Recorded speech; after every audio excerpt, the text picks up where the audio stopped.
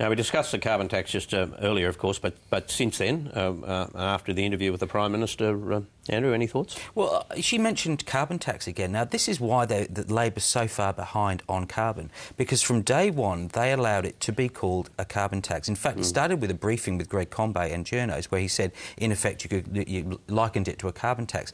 Carbon tax has been kryptonite to Labor since It was then. a pedantic argument worth having, I think. It was. And you look at the model that they've got now, it's precisely, or very similar to the model that Peter Shergold put up in 2006 for John Howard, a one-year fixed price, and CPRS one-year fixed price. This is 3 years fixed price, but much higher.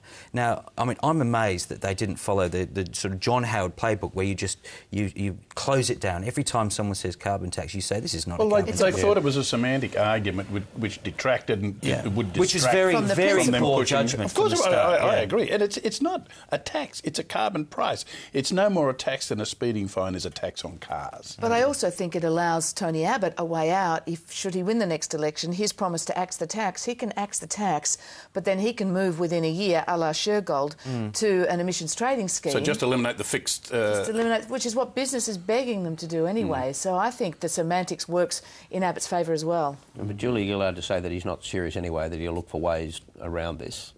Well, there's a way around it. There's a way around it. The opposition, if Labor is in opposition, then they'll block it. Well, the last ditch.